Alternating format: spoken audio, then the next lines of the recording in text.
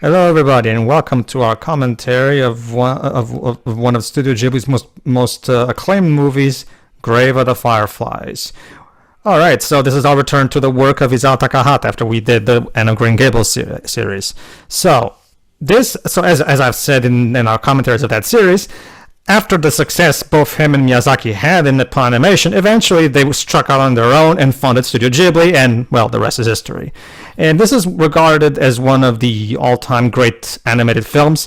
Usually when people are discussing how animated films can be used as, should be taken as seriously as any live-action films, this is usually one of the films people throw as the biggest argument for that, So this is, of course, written and directed by Takahata, and it was actually released as a double feature with My Neighbor Totoro, because the distributors of the movie were concerned that the movie would be a bit too depressing for the audience, so the solution was to have this released as a double feature where My Neighbor Totoro would play right after this. So both movies actually premiered on the same day.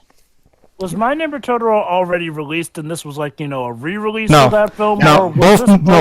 Both movies were released on the same day as a double feature.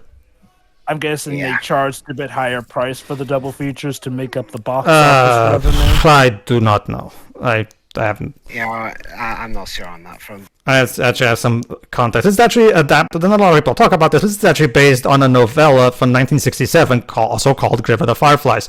It was written by, let me see if I can pronounce the name correctly, Akiyuki Nozaka, who is one of post-war Japan's most original writers. He's a full-blown survivor of that time. I'm not going to tell the story of that because it's reflected in the movie, because this movie is very heavily inspired by his experience.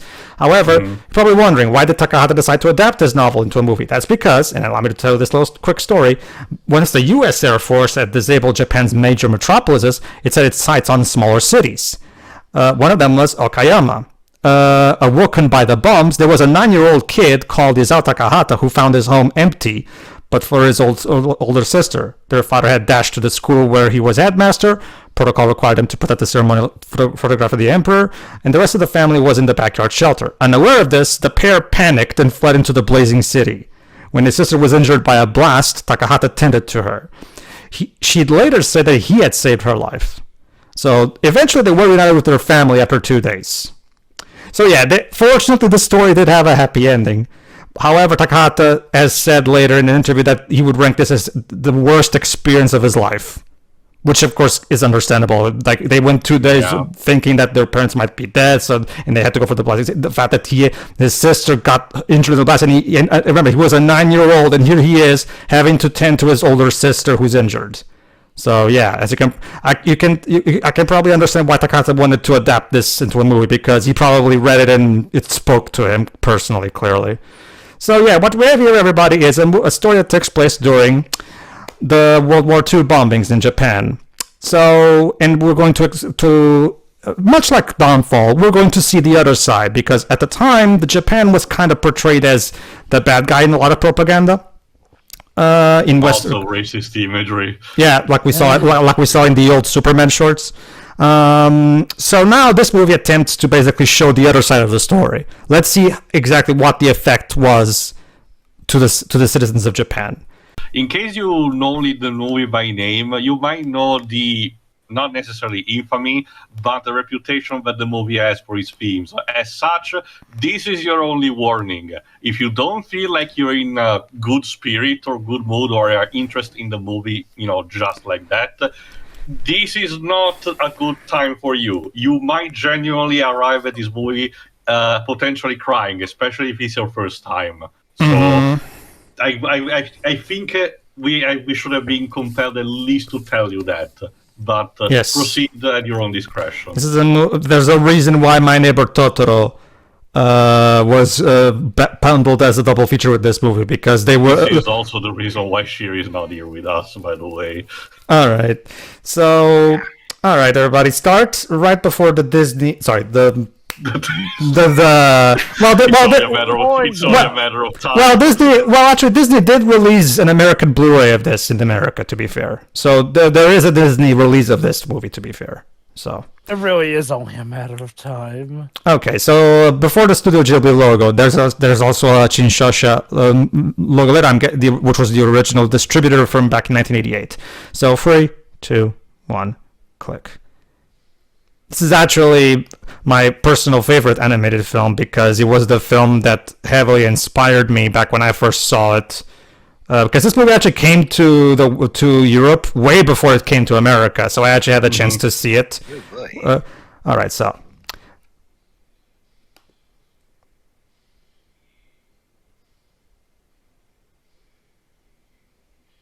yeah, the movie wastes no time in setting its tone. Also starting in medias res. It's the most extreme form of medias res you can. This is the story of how I died. That's because you can get. That's because let's just say it boils down to how the movie ends. Like there's a reason for this. Most of this movie is actually recapping, as you can tell. Yeah, that's the spirit. That's the ghost of Seta. Looking down, there you go. And this is the first topic that Takata and basically, I don't know. I haven't read the novel. I don't know, but from what I've heard, this is a very straight adaptation. From what I've heard, Takata apparently didn't really change much of anything. But from what I can tell, both Takahata and Nozaka are already covering a specific topic.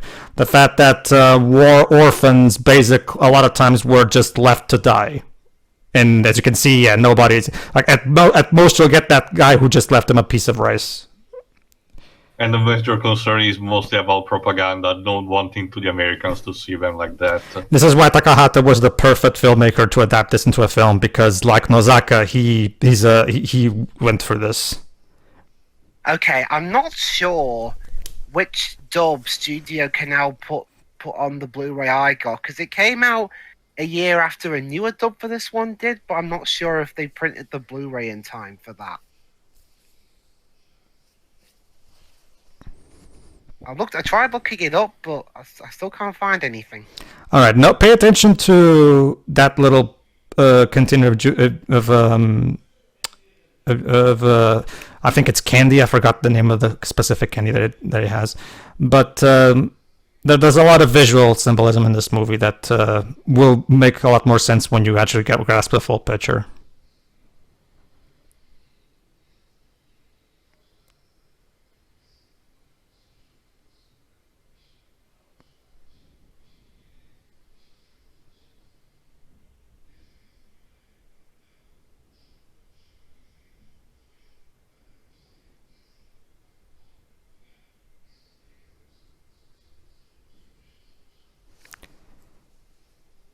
And then you go, here are the titular Fireflies. Oh, hello there. Oh, and then there's this little Red Riding Hood. That's Setsuko, Seta's younger sister. Are they both dead? Yes. So now this movie is basically going to be telling us how they died. Basically, yeah. That's it. Something drops. I forgot the actual. Well, they seem happy now that they're together again. Yeah, the movie doesn't. The movie still wants to, at the very least, have some kind of. Okay, there you go. Presented by Kametsu. I don't know who they are. Oh, I've just looked it up. Apparently, the dub I have is the original one from Central Park Media. Oh, and look at that. Yoshifumi Kondo did the character design, and Yoshiyuki Momose did the layout. For those who don't forgot, and for those who forgot, Yoshiyuki Momose was the animation director and character designer of the Ni no Kuni series. My Blu-ray has only Japanese credits. Yeah. As for Kondo, me and Dubs are big fans of his because he directed Whisper of the Heart, which is one of my personal favorite Ghibli films, as well as Dubs'. So now that they're dead, what to do now? Well, I guess might as well see how we got here.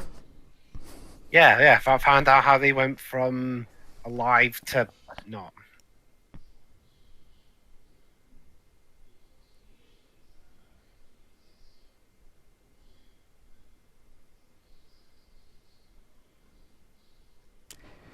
All right. And here's the Japan Air Force. Of course, being still given production, there's the attention to details for planes. Yeah. Well, this is more of a Takahata. That's more of a Miyazaki thing than a Ghibli thing, to be fair. That is true, but I wouldn't be too surprised if there was at least a bit of thing for the plane. Well, Takahata and both Takahata and Miyazaki have a huge attention to this. Have always had, so of course that's going to be a thing, regardless of their love for planes or not.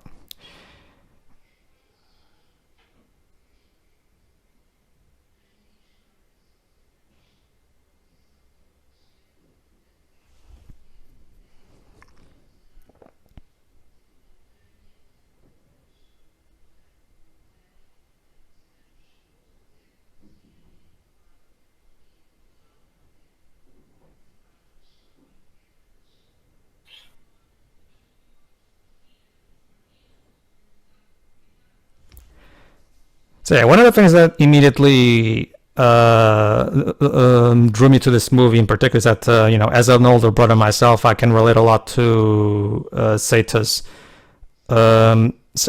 determination to protect his younger sister. So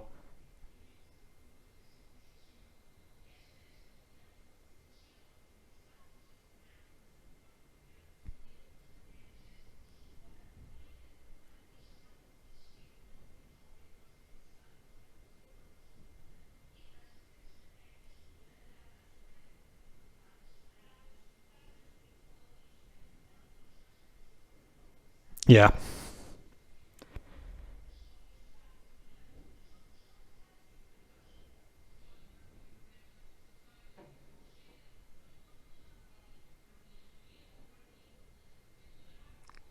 Yeah, this was the sad reality that Japanese citizens were living.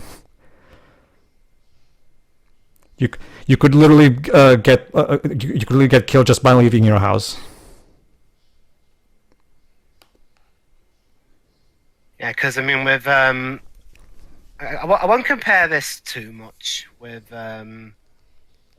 Downfall, because other than being about war, not that much similar.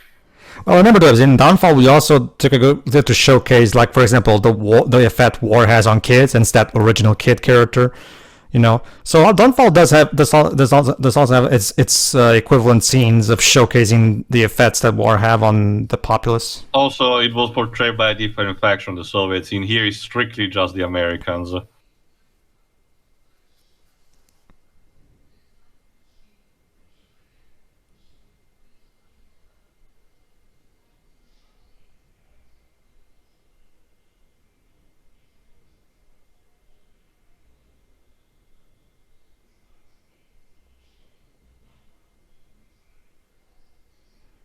I wonder if the Hiroshima or Nagasaki atomic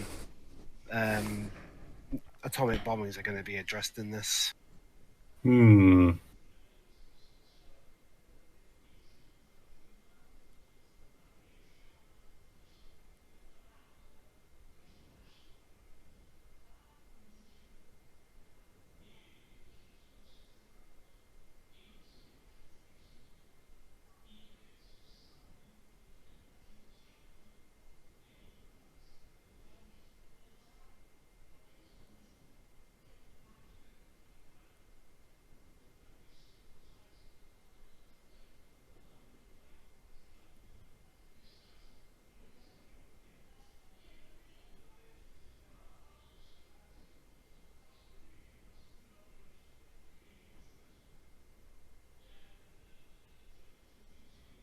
Yeah, so all the cities are being burned down, trying to escape by water. That's the thing, Webs. Like, remember, this is one of the big reasons why manga became a thing back when Osamu Tezuka invented it, because after the war, Japanese entertainment and the overall entertainment was basically non-existent. It got to, like, theaters have been destroyed, like, theaters were destroyed, like, it got to a point where Japanese culture basically had to start from scratch, and that's how manga and anime rose to prominence.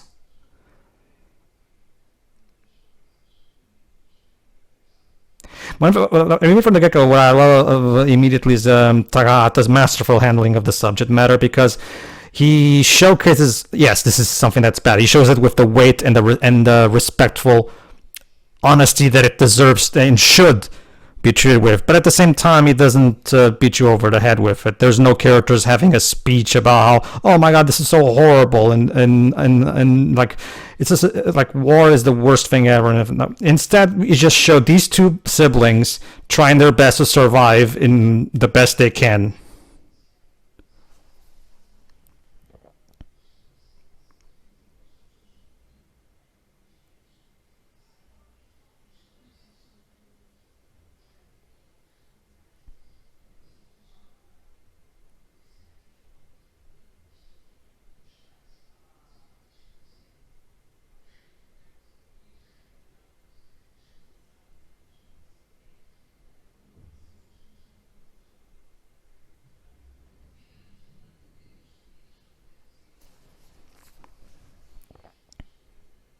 Oh.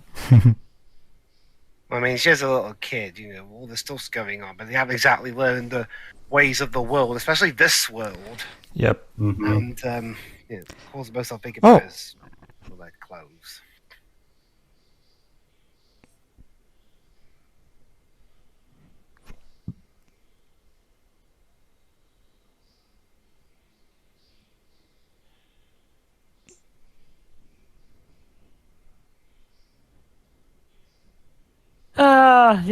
I remember when I was a kid, having $20 made me feel like I was rich.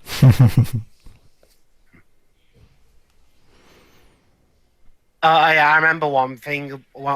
This rain actually reminds me of something. I watched this BBC dramatized documentary on the Hiroshima bombings, and basically when it rained after the bomb struck, the stuff in the atomic bomb caused the rain to. It might not have been rain at all. Actually, it was like radioactive water that probably killed a lot more. It also, it did help spreading the radiation poisoning. Yes. Yeah.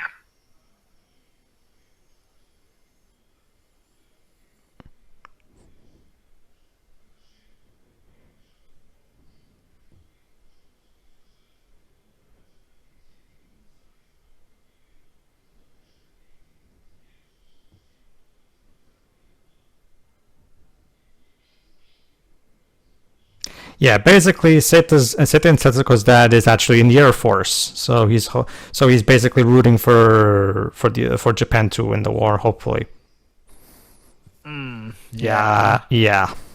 Mm-hmm. Do we actually see the dad in this film? No. Well, Debs, if you know how the war ended, you can probably guess what happens to the father. Not necessarily. He may have survived, although if he were serving on the Yamato battleship,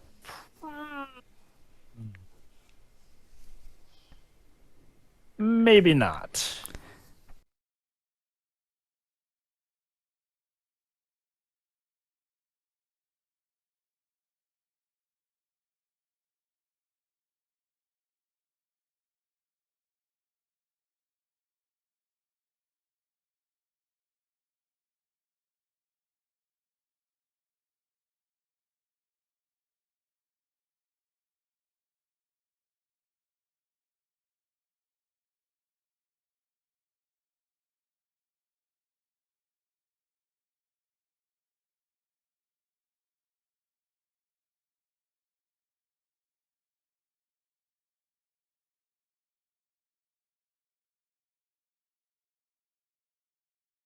Yeah, I won't rub it right now.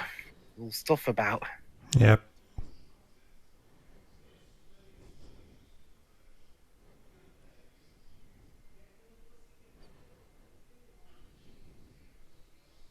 Just for considering how in cinemas they have like staggered times and they're all on different screens at once.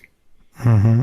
Like, what if like someone was watching this, went out to like go to the toilet or something, and then they could just overhear my neighbor Totoro on the next screen and such movement flash. Yeah. I mean, his movement flash is not going from one film to the other, but while you're watching it.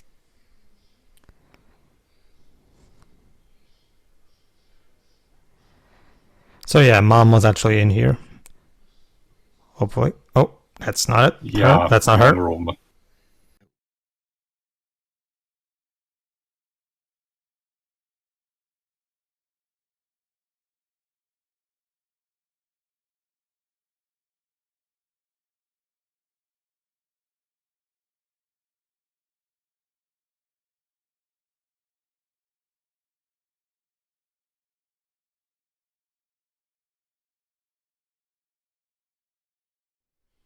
Yeah. Mm-hmm.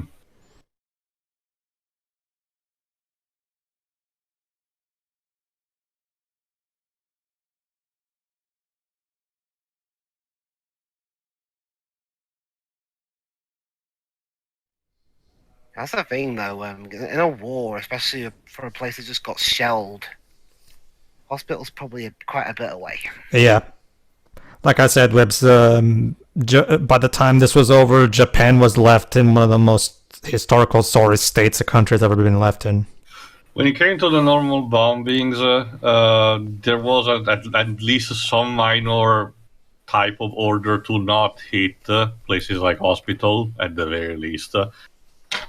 So, at the very least, they So had yeah, now Seta has, of course, a dilemma. Should he tell her or not?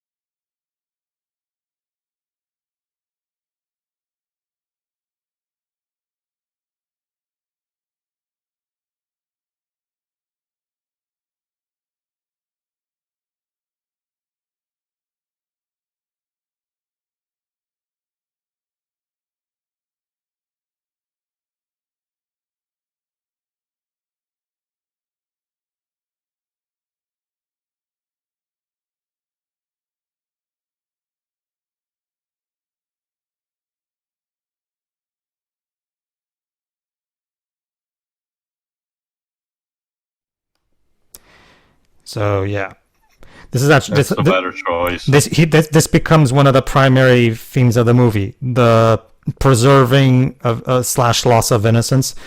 Seta wants at all costs to try to preserve Setsuko's innocence by sheltering her from whatever he can. Not much, but he still wants to do whatever he can. Yeah. Sorry, go on. That's Yes, going to be a Jonah? bit tricky, though. Yeah, I mean, that was more than just a bit injured. Yeah.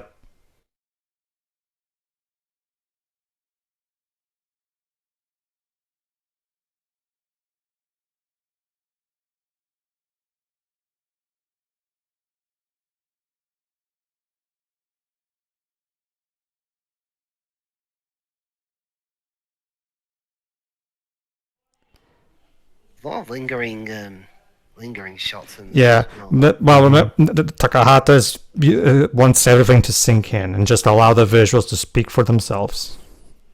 Particularly also the present contrast between the actual animation and the actual painted backgrounds. Mm-hmm.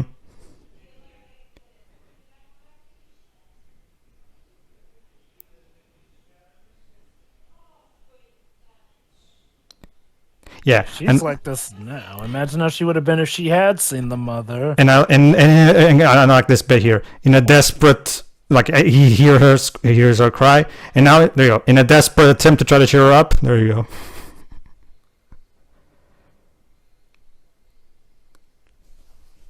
Yeah, good intentions, mate, but I'm not sure that's going to work. It's all he can do right now. It was literally Literal desperation. literal desperation, like Teo just said. I mean, if anything, I'm impressed with his upper body strength, being able to do all those twists. Mm-hmm. The conditions are this dire. Jeez. Okay. So yeah, they like we mentioned, they have an aunt that they can stay with, so there's that at least. All right, so talk about the others involved in the production. And the music was done by Michio Mamiya. Mm-hmm.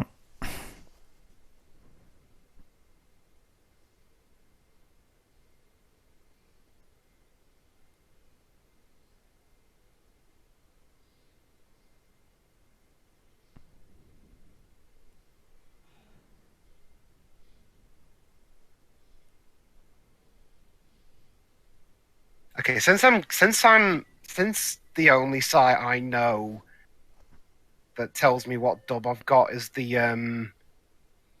one from 1998. I don't know much about J. Robert Spencer, who voices Saita, but Corinne Orr, who voices Setsuko, she was in Speed Racer.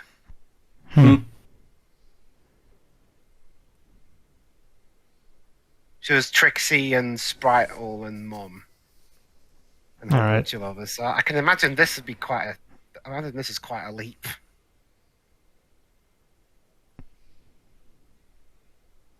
Like I've said, sorry, go on.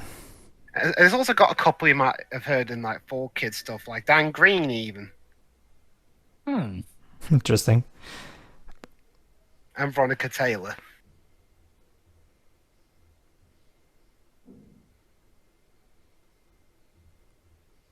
But yeah, like I said in episode 1 of N that we did, this is the big contrast between the two Ghibli masters, whereas Miyazaki is the more crowd pleaser type of filmmaker. And keep in mind, when I say that, I don't mean that in a derogatory term at all. Trust me. Takahata is a much more is a very different filmmaker. His movies are not made to be, universally adored by everybody and make everybody happy. They're meant to be thought about, pondered about, meditated upon.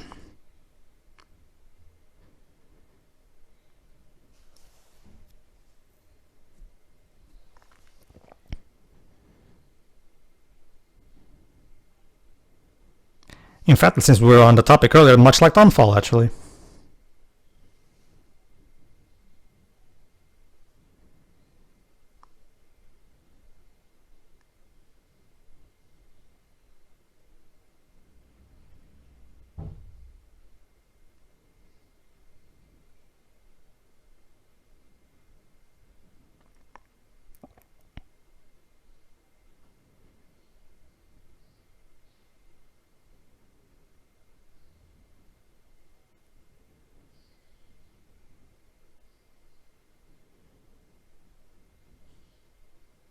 Yeah, let's just hope that there aren't any more. But that would be the worst thing to happen while you're asleep. You get shelled then. Mm-hmm. Well, it's not like there's any. I mean, the only true solution would be to leave the country in general, and I don't unfortunately for them, that's not enough. It's tricky at this point. Yeah.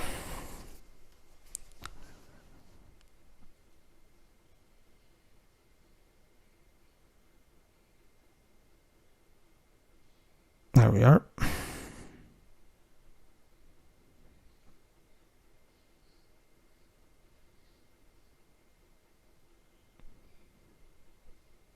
Oh yeah, I think I was looking up this film across various sites, including Twitter, to gauge people's reactions.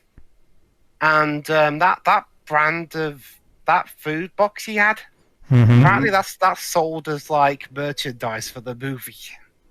Remember, trust me, that particular can is a very important visual part of the storytelling, as you'll see by the end of this.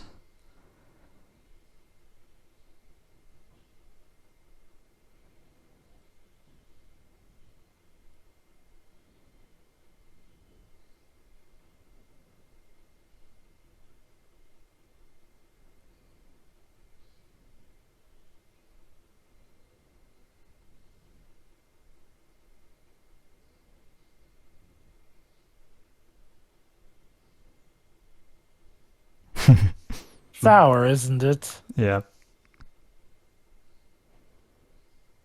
What year does this take place in exactly? 45? Yeah, 45. Yes, 45. The last days of war with Japan.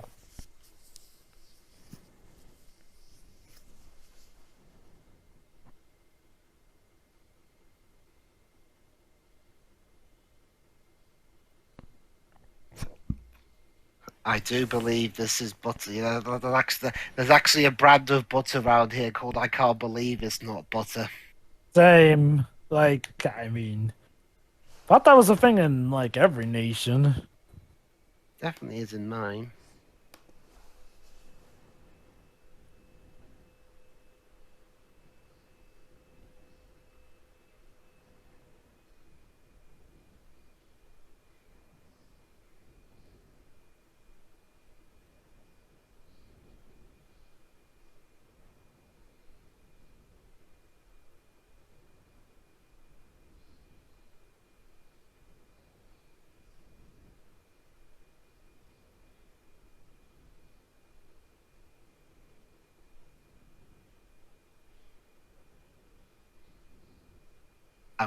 Oh, I thought for a second there. I thought, for what I heard of her sounds, I thought she was crying, and that was going to be the one of the main little personal conflicts of the movie. One of the primary key running themes of Takahata's work is loss of innocence, which of course is very easy to understand why, considering he lost it at 9. Mm-hmm.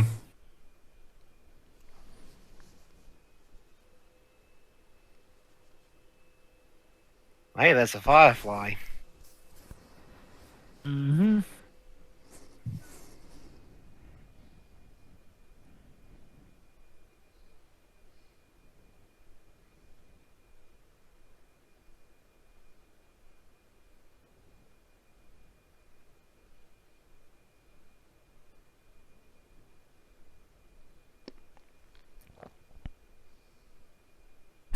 Oops.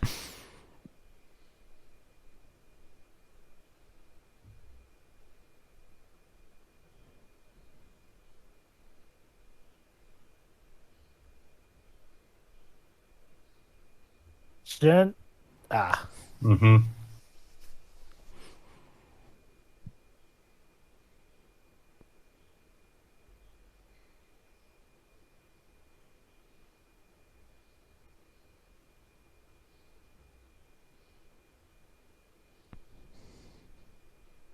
I guess you have to have a moment of levity, and even in Yeah, a yeah. fantasy movie like this. Oh no, definitely. Um,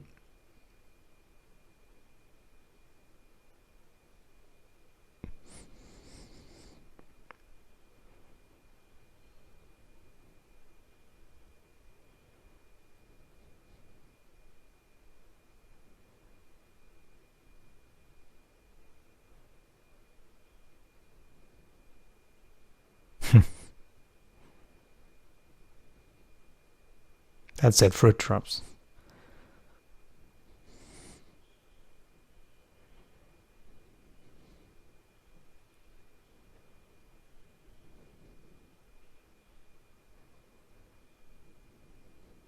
Yeah, unfortunately for you, they're the kind of fruit drops that get caught in your throat if you're not careful.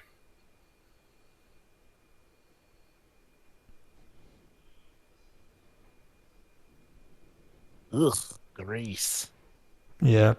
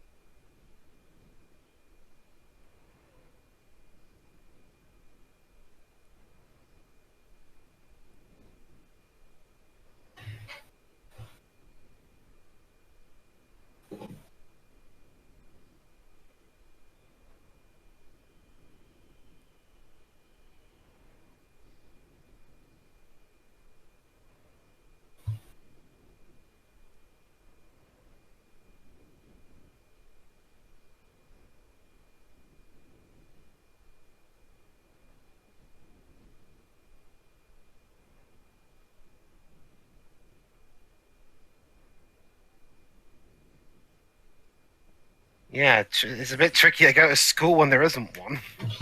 Pretty much.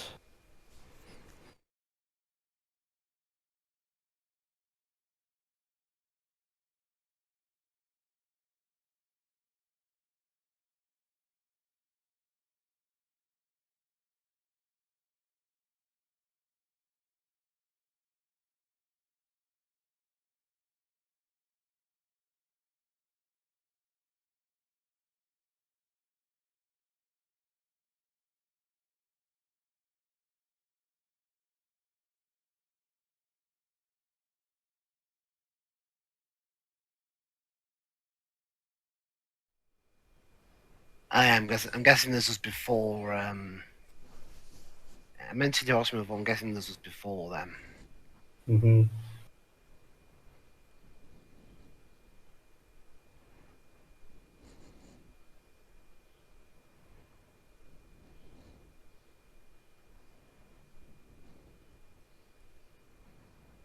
Oh. Yep.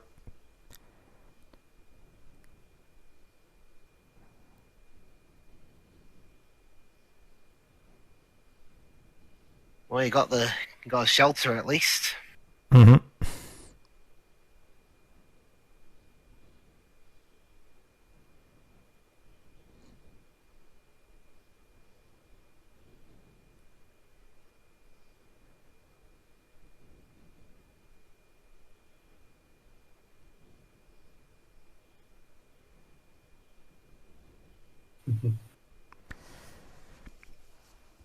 This becomes one of Seto's primary thing, the fact that he's constantly keeping up a happy face for Setsuko. No, and to be fair, not just Setsuko, he himself, because earlier when he was all in on his own, he was still smiling, which of course also means that this is of course his way of keeping himself sane. Yeah.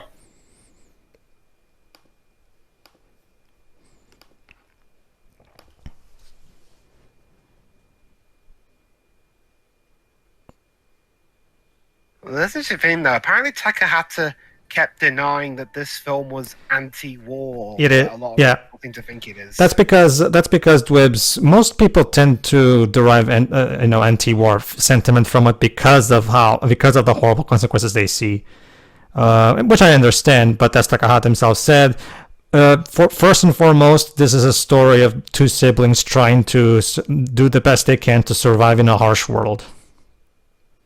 That's the core focus of the film. Although, yeah, of course, I can understand why a lot of people actually would take an anti-war sentiment out of watching this, because, yeah, it is kind of hard to watch and not at least get some kind of sentiment involving that. Also, major difference in how the voice acting was handled in the two languages. Again, I'm just going by Central Park Media. I'm not doing the 2012 one. In Japan, Setsuko's voice actress was actually 5 years old during the production. In the English dub, Korinor was 62. It's similar to what Ghibli also did with Totoro, where the actresses playing the two sisters were also appropriate age, and the same thing in Ponyo, where the girl playing Ponyo was also of appropriate age.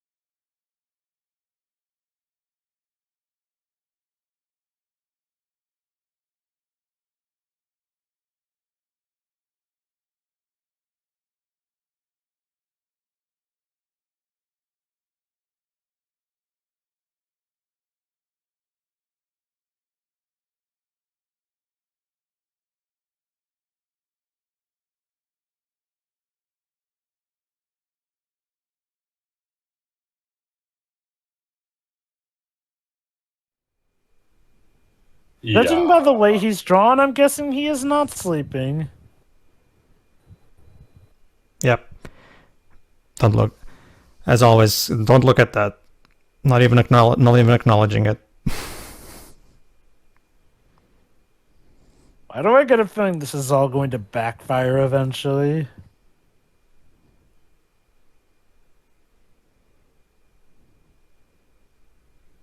I think I see where they're going with this. They're trying to have moments where the characters are they think there's going to be some semblance of normal after those shellings, only for massive tragedy to strike. Well, that's the thing, Dwebs. Like we've said, like this is actually a flashback right now that we're watching. To be fair, yeah, to their back when they were younger with their mom. But yeah, obviously the only thing they can do is try their best to make the most out of whatever little ways of enjoyment there are still. You know.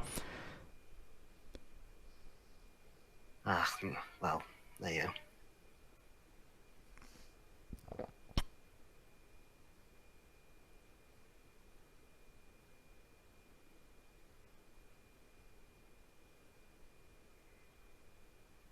It's interesting as well because at least in terms of films actually made at Studio Ghibli, this was only their second movie. Yep. The first one was Castle in the Sky. Mm-hmm. So they released their second and third simultaneously. Yeah, this was back when it was only Takahata and Miyazaki as directors yet still. They had yet to hire others. Basically, Castle in the Sky and this one and Totoro were the movies that basically got the studio off the ground, basically. Mm-hmm. And after that, they were able to expand, get more directors and animators to make other movies.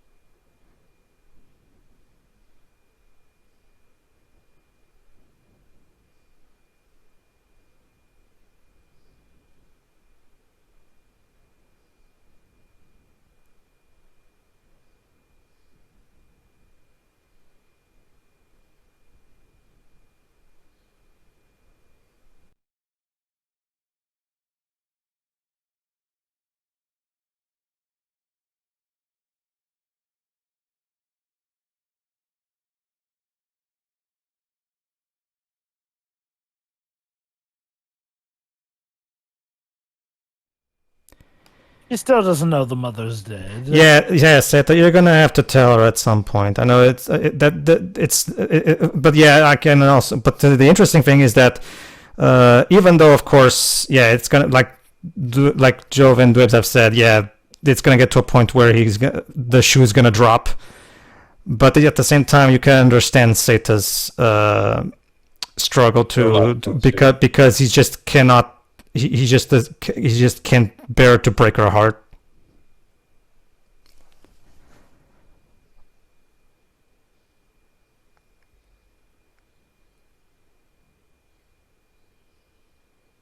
So there was so I mentioned interpretations of the movie. The first one I mentioned was the whole people thought it was anti-war.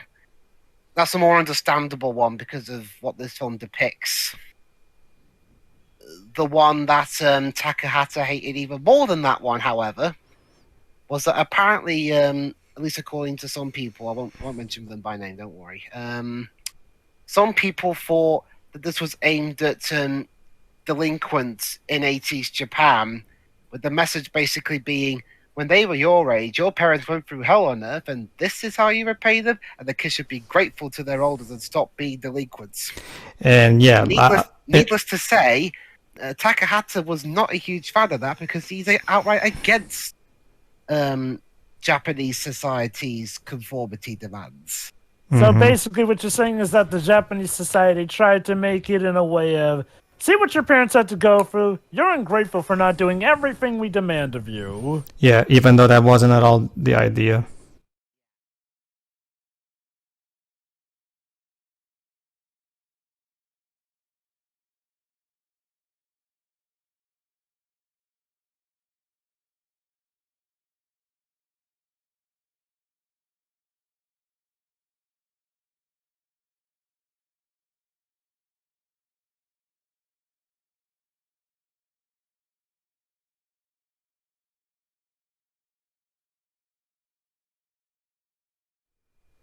Oh, speak of the devil.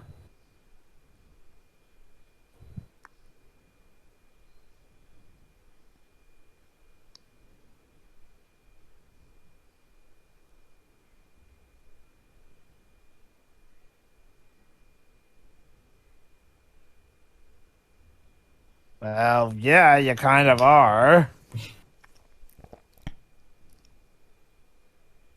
Hey, when did she suddenly become Fairy Tale Stepmother of the Year? Remember, Jova, she's basically out of nowhere, she's now stuck with these two. And probably she's not good with children. All the same, though, like, surely some common sense would tell you to be a little bit sympathetic to Yeah.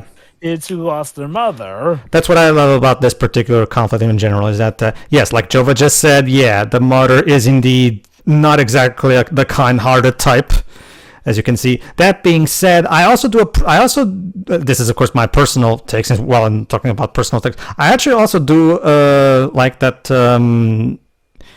the fact that it's not necessarily tipping on judgment as well, because while it is true that the way she handles it is not the best, I do at the same time understand the Ant's point that he should also contribute to something around the house to, earn the food he's given. So at the same time, I can understand her point. It's just that the way she's going about it is not the best. Oh boy, 7,000 yen in the bank. This is gonna be another bout of keep all clairvoyance away from this boy, because unfortunately one result of the war was that the yen kind of became extremely devalued. Yep. Like to the point where I think 7,000 yen is like the equivalent of Pocket change. That's one of the things that I love most about these. One of the things that I love about movies like these. Movies serve. They're a great way to preserve history outside of historical documentaries and stuff like that. They're a nice artistic way of preserving history.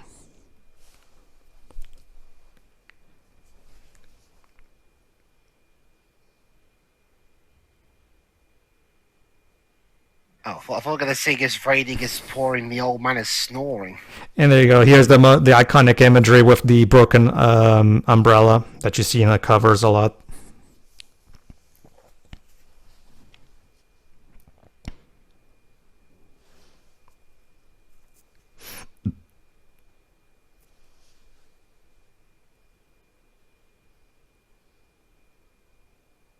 Yeah, so far I'm failing to see what the massive complaints are towards this dub. I mean, it's not the best I've heard, but again, by 1998 standards, Sometimes it's a bit dull, I will admit, but nothing that's too groundbreaking to me. I'm gonna agree with Dwibs. Yeah, I don't really see much to complain about with this dub. I think it's fine, to be honest. I mean, it's not the best. It's not the best. It's not the best Ghibli one I've heard, but I will argue it's serviceable. It's fine.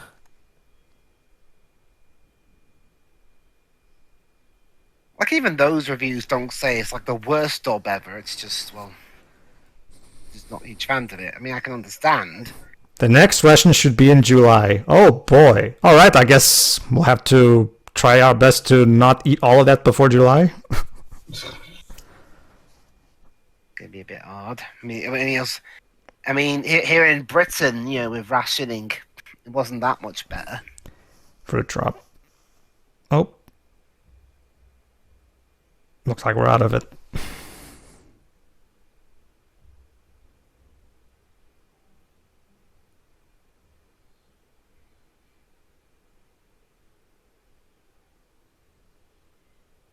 Stuck to the bottom.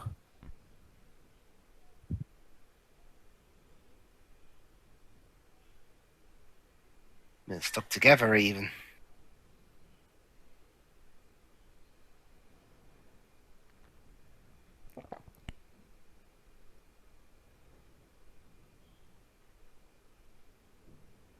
Have them now or ration?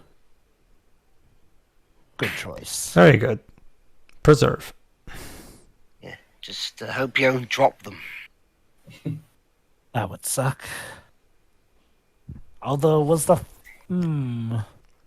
Honestly, one would wonder if the 5-second rule is even really a factor, given the circumstances.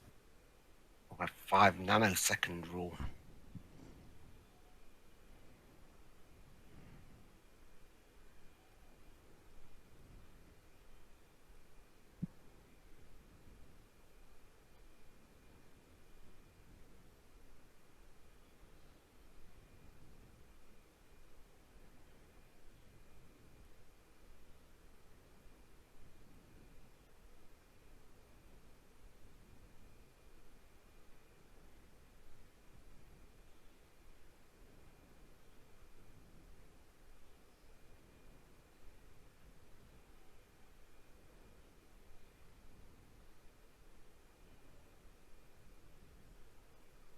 Oh.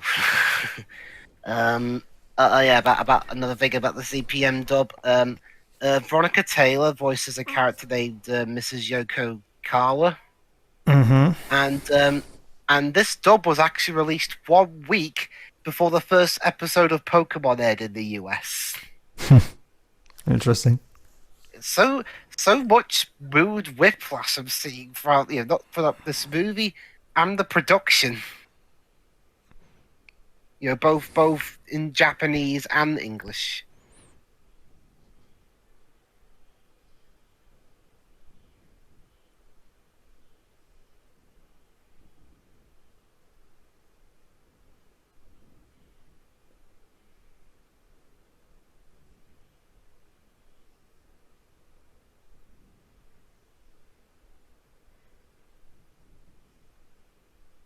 Yeah, what a lovely fellow you are. Yeah, that's the primary reason, Dwebs, why the whole listen to your parents, otherwise you'll get killed or whatever sentiment doesn't really make sense to me. Because, this film's flat out against that. How do people take that impression from? No. Okay.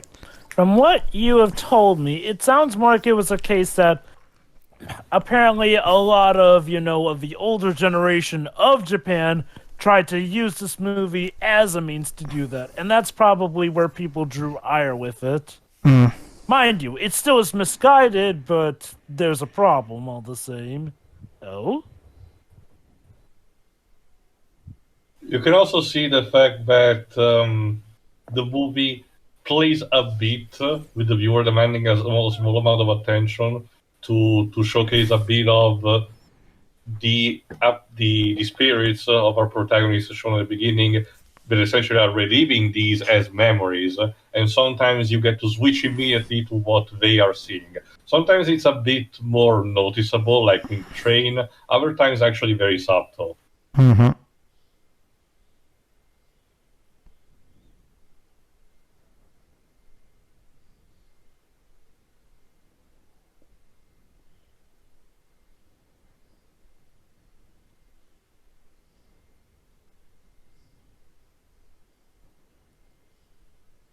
What a bundle of joy you are. There's a war going on, but even during war, we still have people trying to at least take their minds off it for a bit. There was that Doctor Who episode during the first series of the revival set during World War II. Hold on, in Joyce. London. There you go. It seems like Seta kind of agrees with you.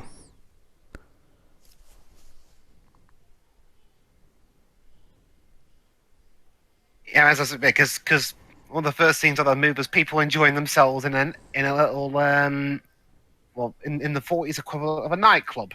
But then all the air raid sirens go off. That being said, Funny, because from what I hear, Britain actually did their best to pretty much live life as normally as possible, despite the air raids. Yeah. Yes, Pedro? Oh, no, wait till the scene is over.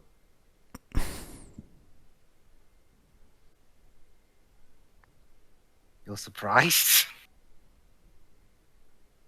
I guess she wasn't expecting him to take initiative.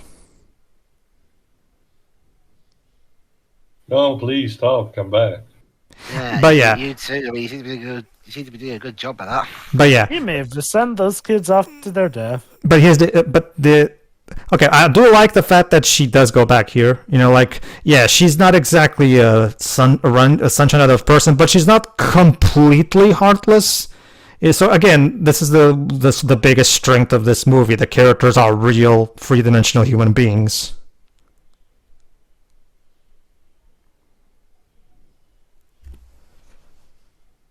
Oh boy, the bathroom can be anywhere here. Yeah. The sanitation levels are gonna be nightmarish. Yeah, but basically there's another theme of this movie that actually, okay, when it comes, obviously the whole listen to your parents at all, regardless of context thing is bullshit for all the reasons we've already explained.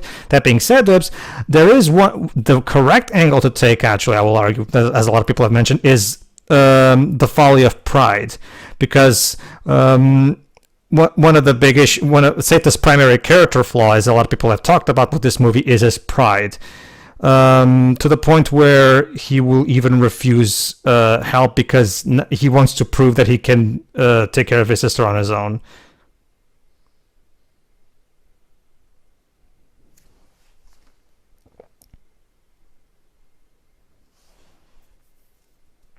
The score's actually pretty good, if rather minimal. Mm-hmm. Well, it should be. Yeah, it is like a downfall in a way.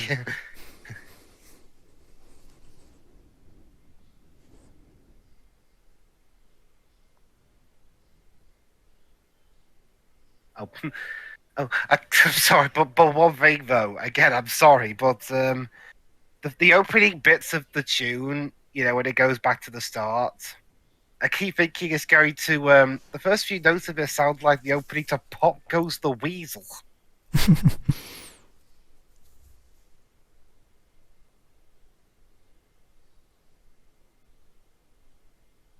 Hey, Froggy.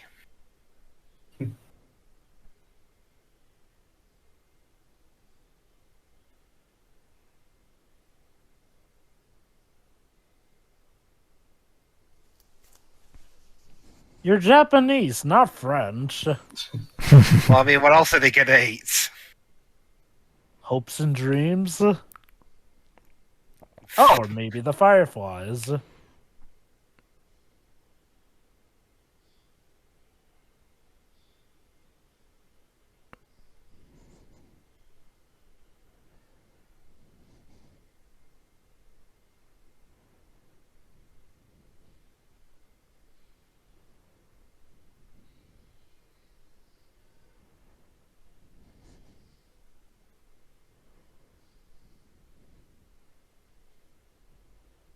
Yeah, well, we're nearly half an hour away from the end, and Oh, kamikaze planes. Yep.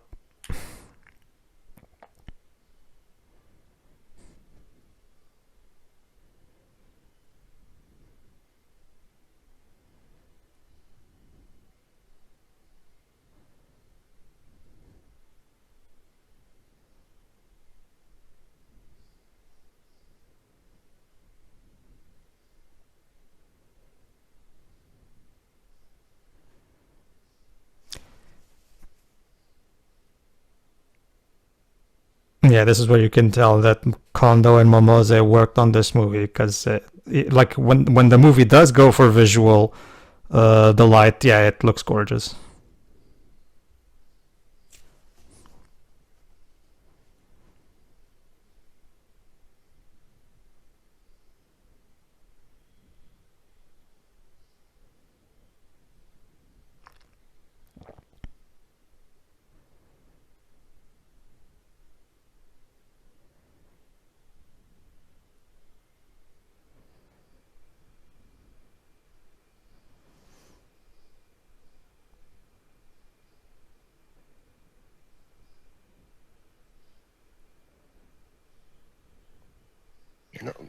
not that far away from the ending. How do we get to that bit we saw at the beginning?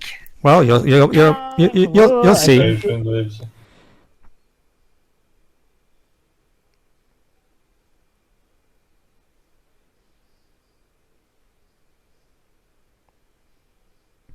My.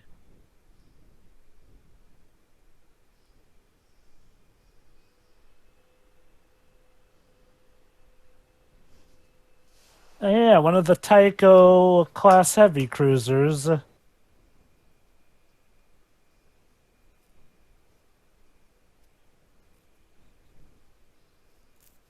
I'm pretty sure on a ship similar to this is where Japan signed their surrender.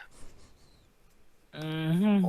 Also, I thought the Japanese flag at the time was the Sun one, not the one. Remember, Dweebs, Japan has a strict law to not to showcase it as much as possible. Otherwise, it actually can be penalized. Yeah. Even if it's not accurate. Yes. Yep. Kimetsu no Yaiba actually went slightly into trouble because of that. This is another. Recently. This is another trait of Seita. He's a firm believer in his country as a military force, and he's again, rooting for his dad and the army in general to win.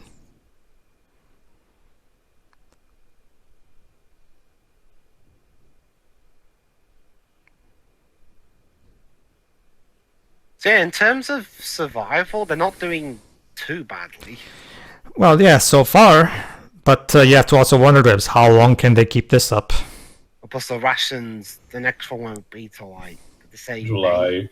Oh, July. Sorry.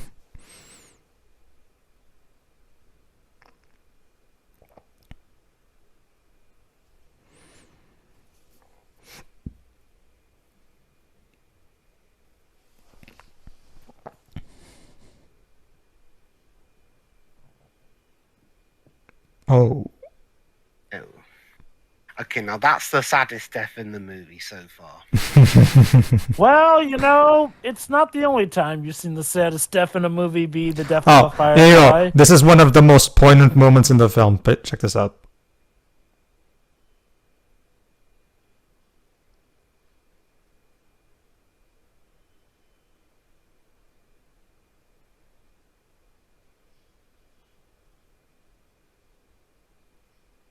Oh.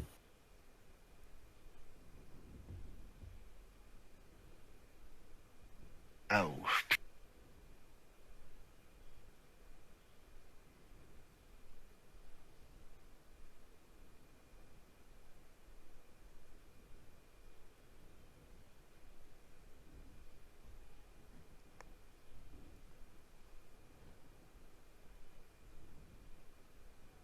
So what, is she overheard that? Yep. No. The aunt told her Well, directly. yeah, but yeah, basically. That's such an incredibly powerful moment right there because Seta's been trying so hard to shelter Setsuko, and now realizing that she does indeed know, like it completely breaks his spirit.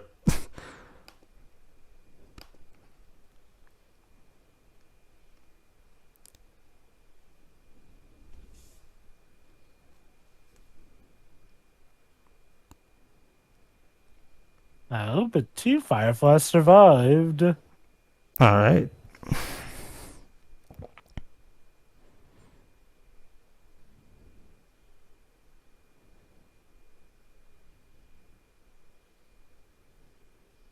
You're having this is the second Takahata film that I've seen. The other one being My Neighbor's the My Yamada, Neighbor's the Yamadas, which is a comedy. and I can definitely see that out of the Ghibli directors, he's the more unconventional one.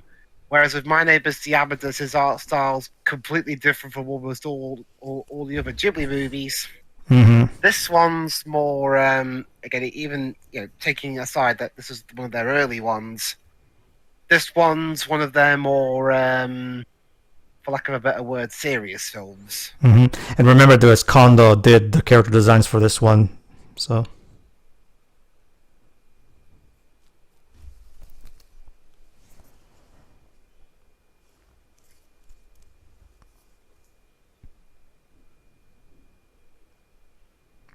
But yeah, and yes, I'm surprised you didn't mention this. Yes, we just saw earlier during that scene with Setsuko and Seta the actual titular grave of the Fireflies. So.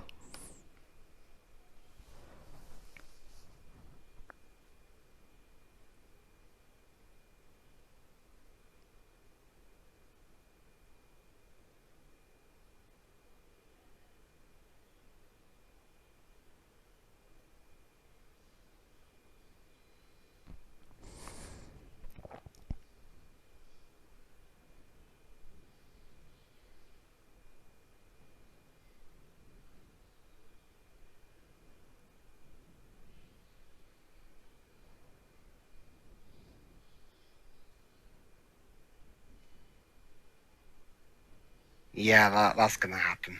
Yeah, that's the prime. You see, that's the actual point that the movie is making is that, yeah, it kind of sucks that you would have to put up with her, but at the same time, if the circumstances demand for it, you might want to have to suck it up for the sake of protecting your sister. Problem is, Oh, yeah, that. yeah. Problem is, again, Seta's primary character flaw is his pride.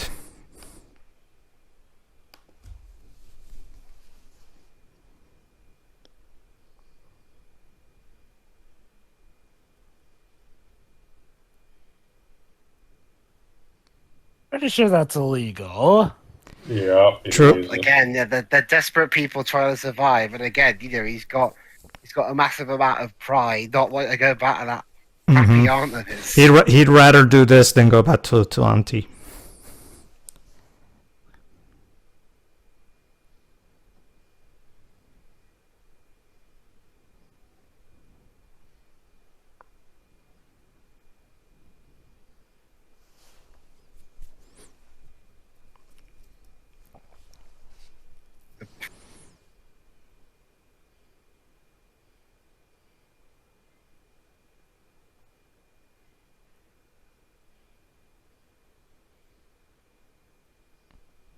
Oh no.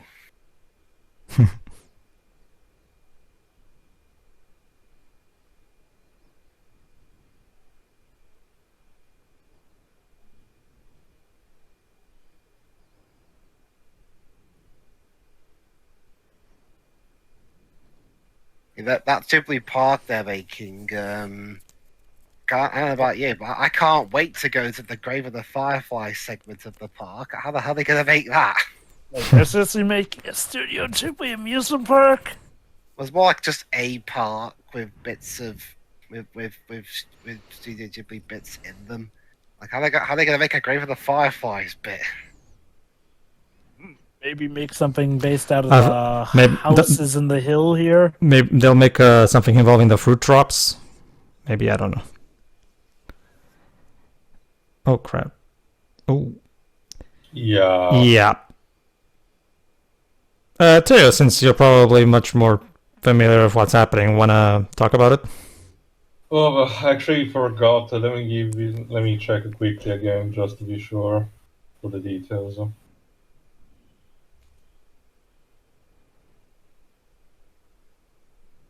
That is a very But grown-up term for me to know, sweetie. One important bit is the fact that she's not eating much. Yep.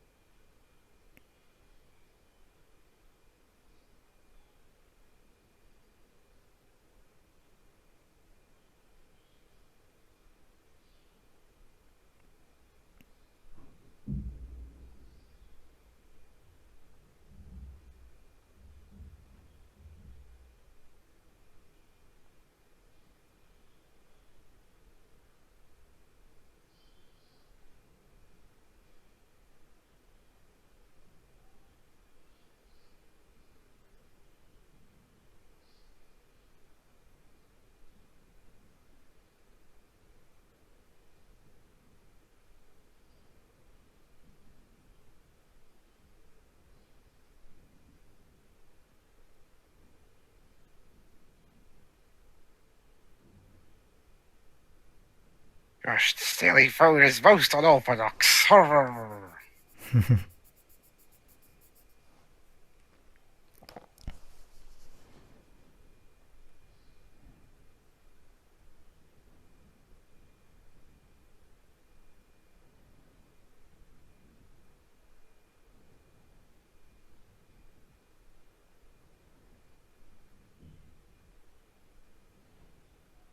Yeah.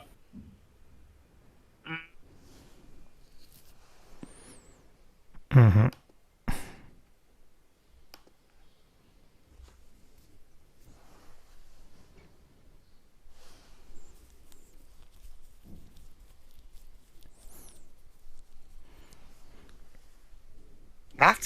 That went.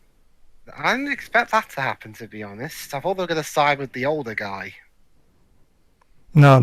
Well, Libs, Takata and Nozaka are illustrating to you that not everybody thinks alike.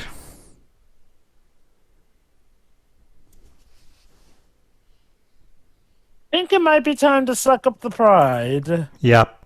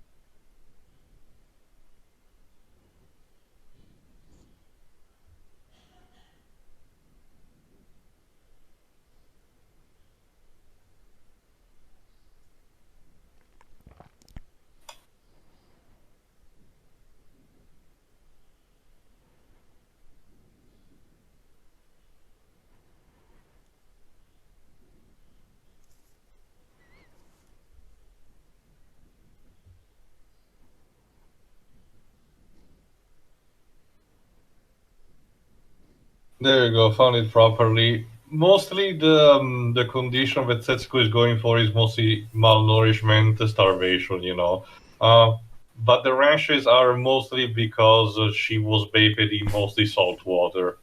Yep. So, yeah. Yeah, I kind of had a bad feeling about trying to use salt water to treat her rash like that.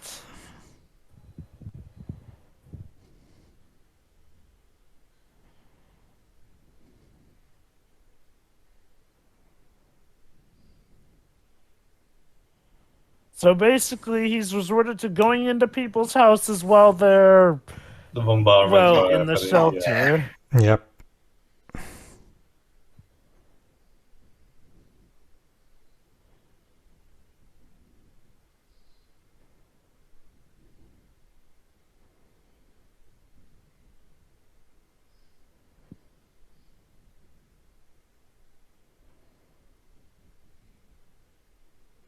Yeah, she might need a bit of help. She's not in the best condition at the minute. Yep.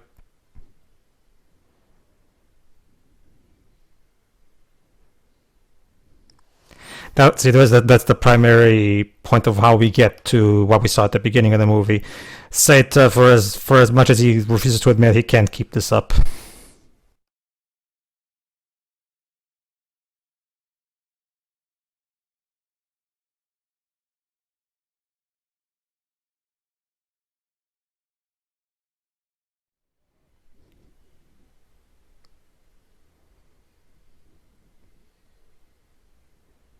You know, at some point, somebody's gonna catch you in the act. Mm-hmm. Or worse. Yeah. I mean, I'd rather be caught by sore body than fire.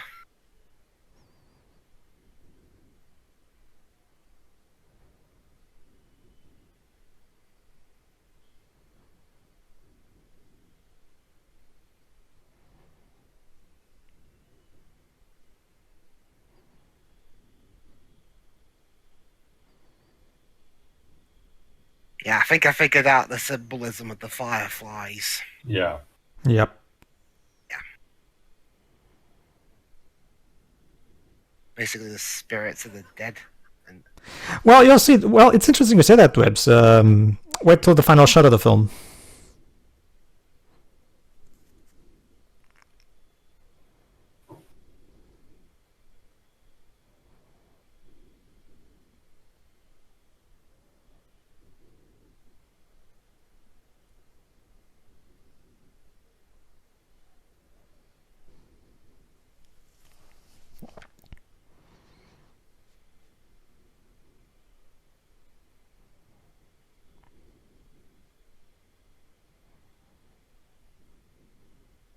oh,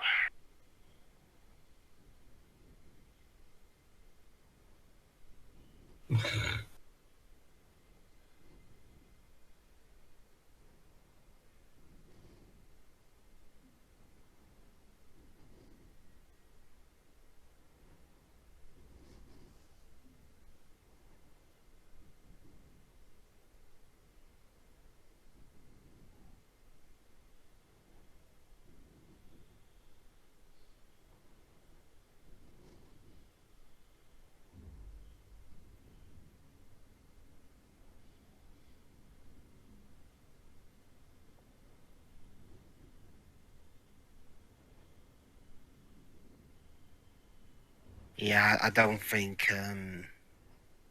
Yeah.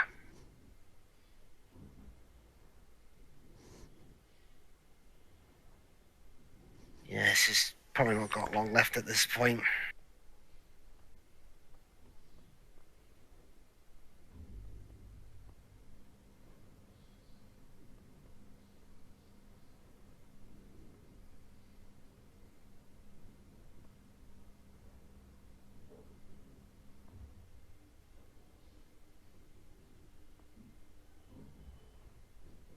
Unfiltered water, too. Yeah.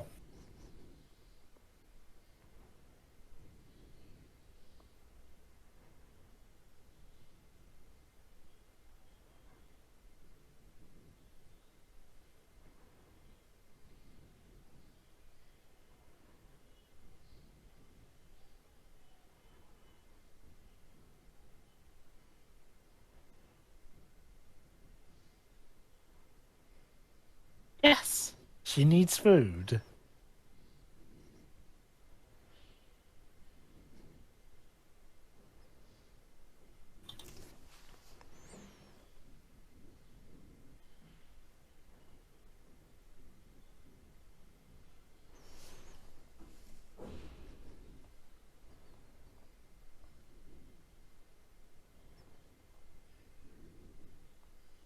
Is that ice? Yes, sir. Yes. Yep.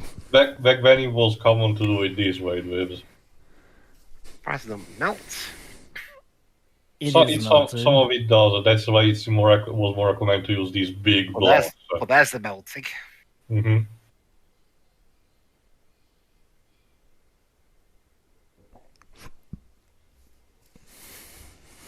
Yeah, this was back before fridges were a thing. Mm-hmm. Mm-hmm. Well, actually, I think fridges were starting to become a thing at this point.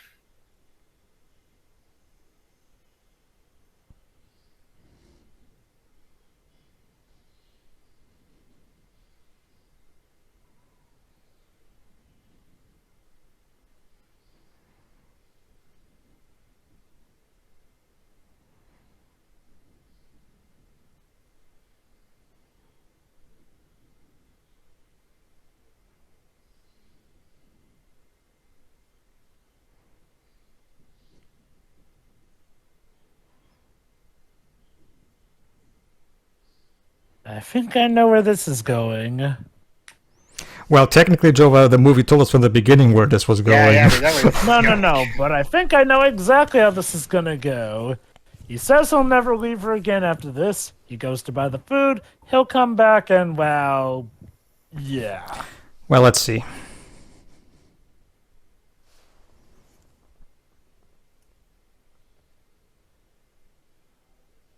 Yeah, this film had the tone of like Jojo Rabbit or something.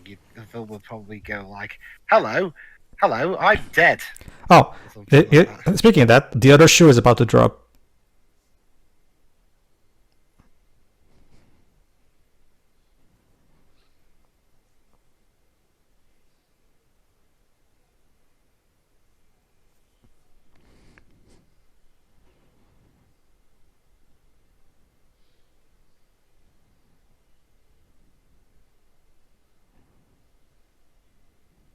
Yeah, his dad's on the Maya. That's a ship that got sunk during World War II. Not everybody died on it, but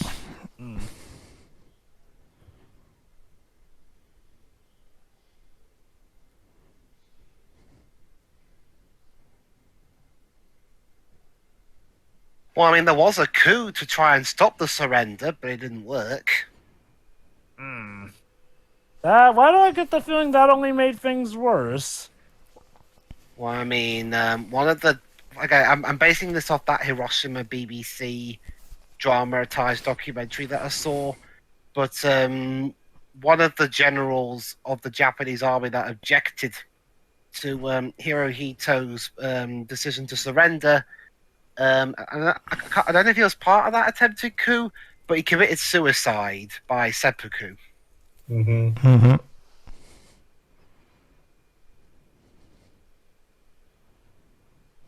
And he left a note saying, "Yeah, my death is my apology for my great crime."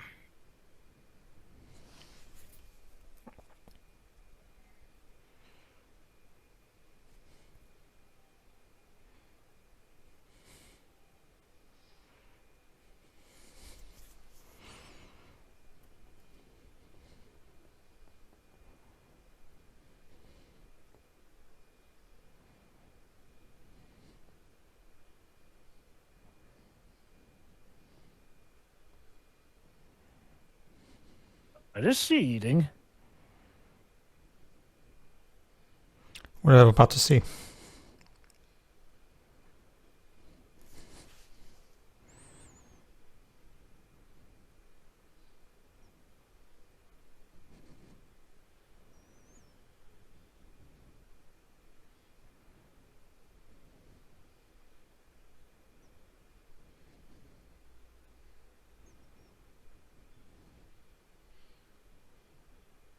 Oh, What is that?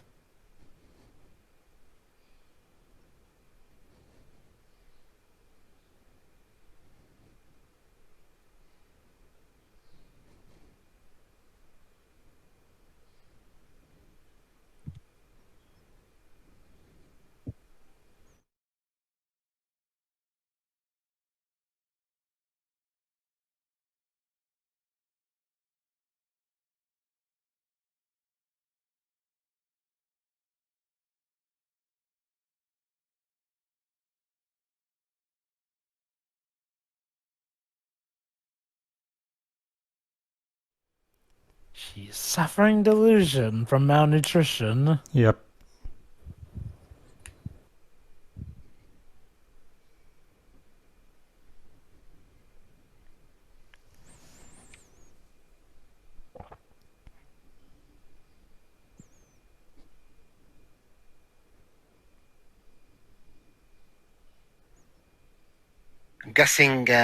I'm guessing part of malnutrition is that if it's so far gone, nothing's going to help you at that point. Mm-hmm. Yeah.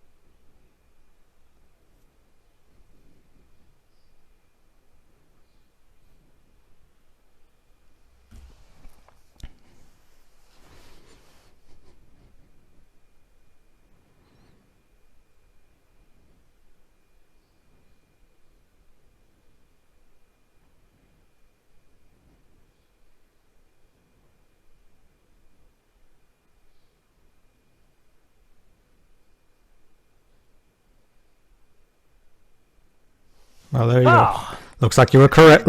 Looks like you were correct, Jova. Mind you, did we need that bit of narration for that, though?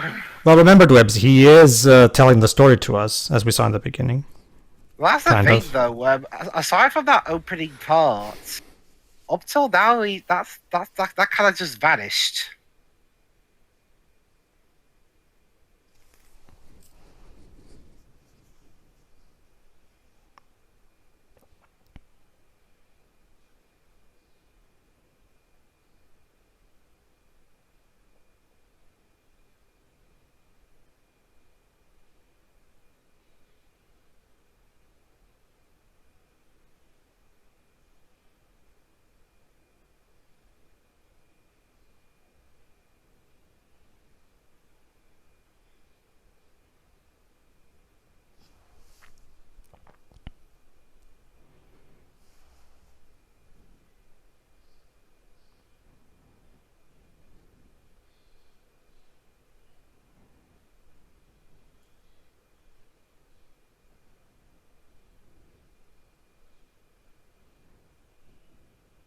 Ah, yes, the sun is shining, the birds are singing, people are finally returning to their homes, and there's a cremation going on.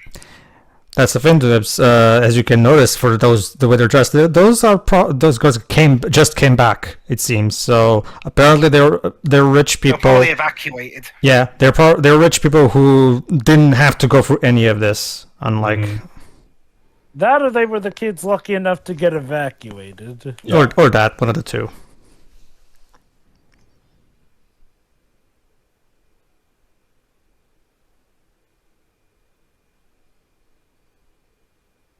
He didn't even eat the watermelon. Can't really blame him.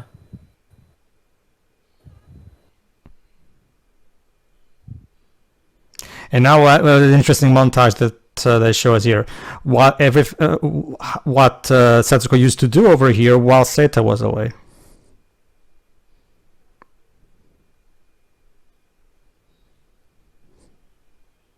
Nice little song as well. I can't help but wonder if that part where the boy showed up and thought the place was haunted was after the two kids had died.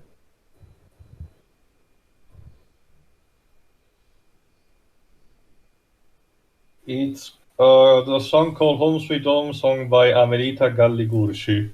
Mm-hmm.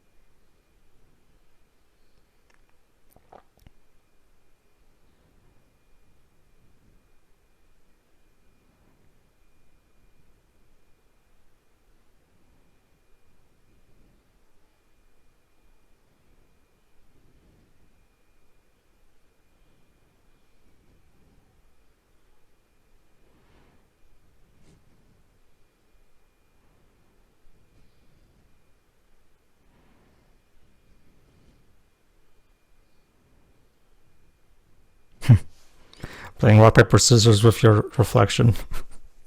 I'm not sure that works. I'm Well, I standing mean- a try. Yeah, I mean, try to defeat yourself. What a The great test of greatest character. challenge of all.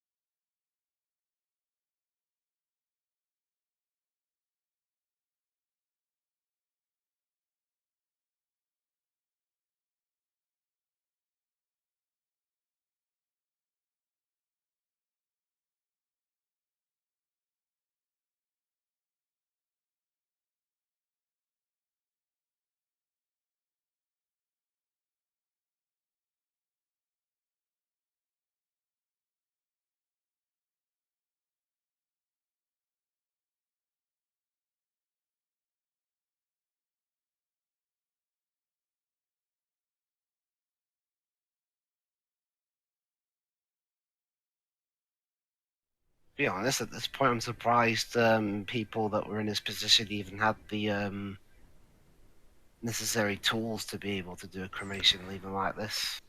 Well- That was one thing they had plenty of left around. You can see also this that we're using simple stuff for starting the fires, like dried up bean shells.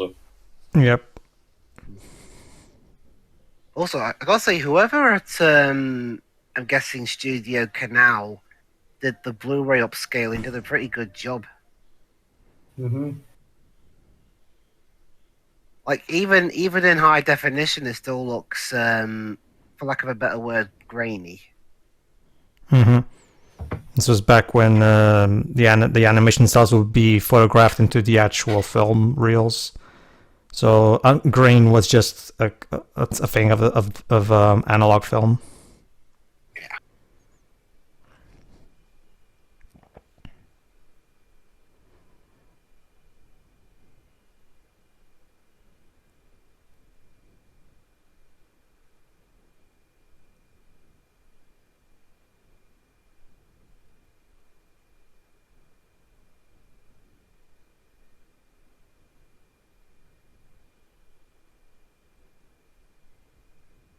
The ironic thing that him dying may have actually have made him happier because he can be back with her. Yep. And there you go, Dwebs. Meet the titular Fireflies, Seita and Setsuko. And it ends with them looking over by 1988 standards, modern day Japanese city. Yes. Well, Maybe they couldn't find Japan their moves mother on. in the- Japan moves on, but the grave of the Fireflies is still there. Shame they That's couldn't it. find their mother in the afterlife. Or their Yes. father, considering, he was most likely dead as well. Yep.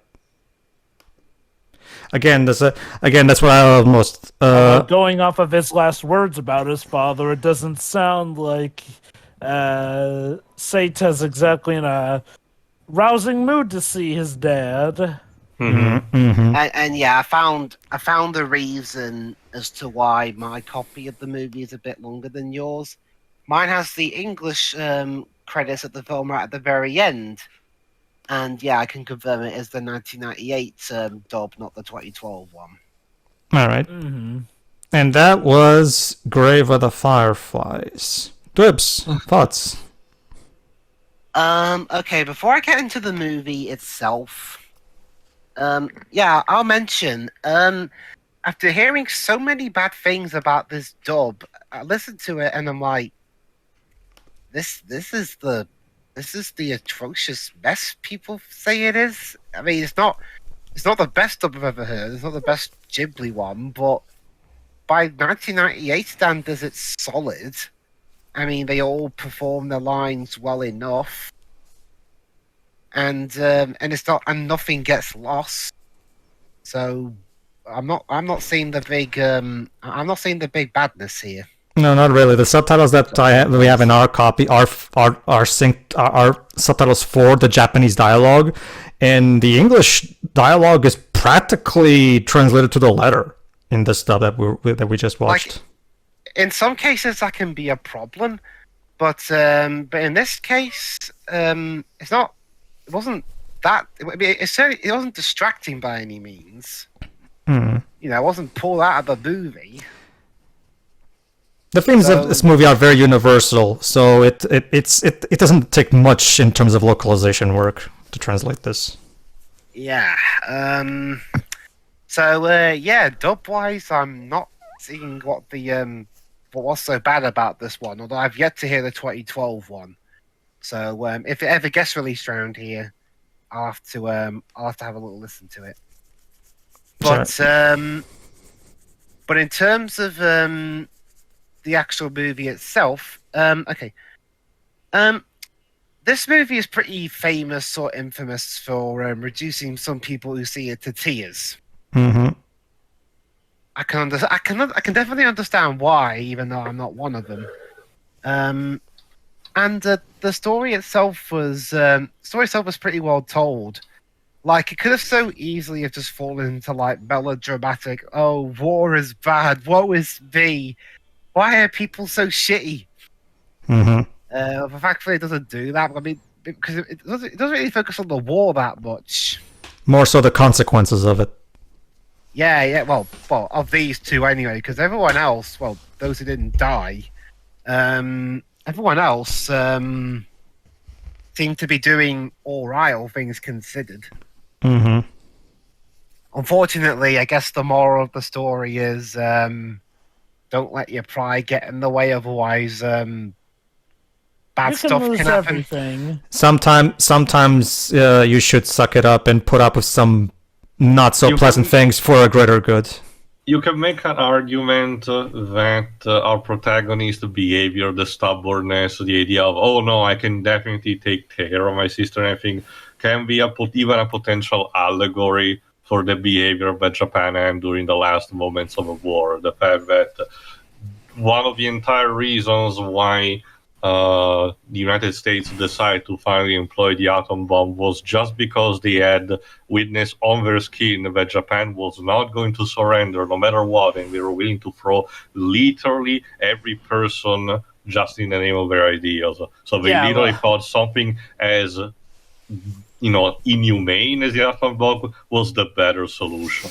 That's a sad thing. The atom bomb Yeah. arguably did save more lives because, Japan were into the kamikaze warfare, and they were willing to throw everything they could into doing it. Do not get me wrong. Atom bomb was incredibly nasty business, but it really does show how high things were escalating to the point where it felt like that was the necessary thing. And most people do agree that probably saved more lives because... well, in sort of a similar case to Hitler with Germany, Japan were stubborn even to the point of, well, more or less, putting their own civilians in the line of fire. And remember, It really does also go into play here how Seita thinks of Japan as the great empire. yeah, I was about to say he that. wasn't aware of. I'm guessing he was not aware of all the atrocities that they were committing in the terms of being a super race, along with Germany back in the day. Yeah. Yeah, and that he dies. He dies pretty much a broken man. He finds out his country's really not all that great as everyone was propagandaing it to be at the time. Yeah. And his sister died. Not just, and it's like Jova says, yeah, like you can kind of see Seita as a natural extension of the Japanese stubbornness. Yeah. Yeah. Go on, Dubs, continue. So overall, I do think this film's really, really good. I wouldn't say it's my favorite Ghibli movie, but in terms of war movies, I would say it's movies that just have war in the backdrop. I would say it's up there. I mean, I won't go so far as to say it is not to compare it too much. I won't go so far as to say it's as good as Downfall. I think Downfall was just slightly better at telling its story than this one, because my biggest issue with this one is that it's supposed to be, Seto. Is that his name? Seita and Setsuko. Seita. Yeah, it's supposed to be Seita telling us the story of how he died, and yet for like a good 3/4 of the movie, that narration just vanishes, and it only comes back after his sister dies. Not to mention, Waves, we don't even come back to the point where actually Seta dies. It was just at the beginning. Well, my main thing is that they set up the narration, I'm not saying it should be plastered all throughout the movie, but maybe just a bit more than what it was. I'm guessing you're saying like either that or remove that line altogether. I'm guessing that's what you mean. Yeah, because it's just a bit weird. Sure. I personally don't think it's that much of a thing, but I can understand. I mean, it's not like it's a huge detriment to the movie. I'm not that picky. Sure. But it's just a bit odd. But yeah, overall, aside from that, really solid film. Although I'm not so sad about the movie that I want to watch Totoro right afterwards. But well, remember, Dwebs, you have to understand that that was meant specifically for the Japanese. Obviously, Japanese audiences are going to react much more emotionally to this movie than us. Yeah. So basically, if there was a British equivalent of this, where they made a film about trying to survive the German bombings in London, and then the film afterwards was I don't know, a light-hearted Doctor Who adventure.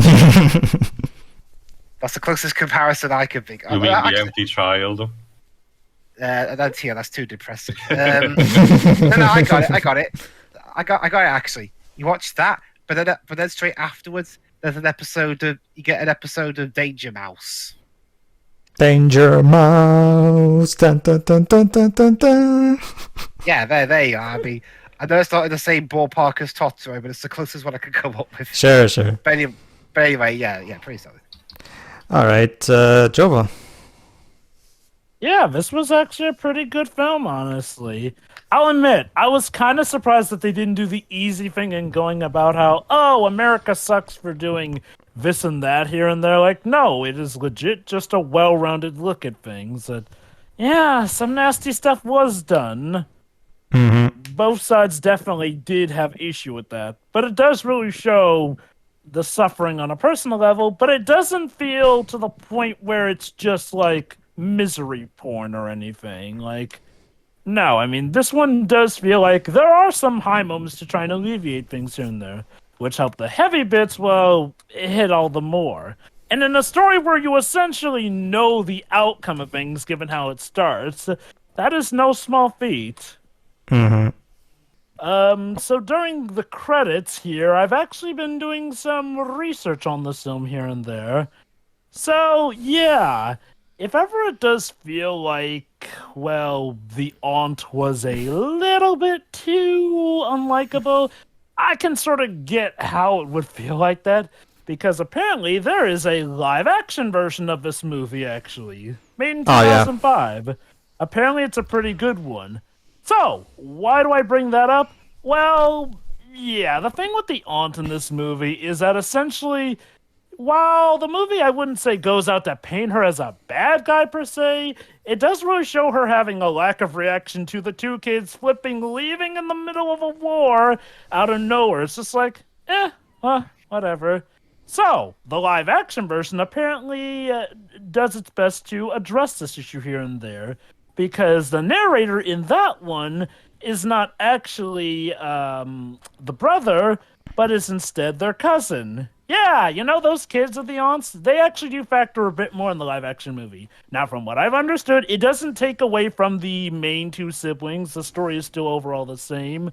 However, we do get to see a bit of the insight on stuff from the aunt and her kids' perspective here and there.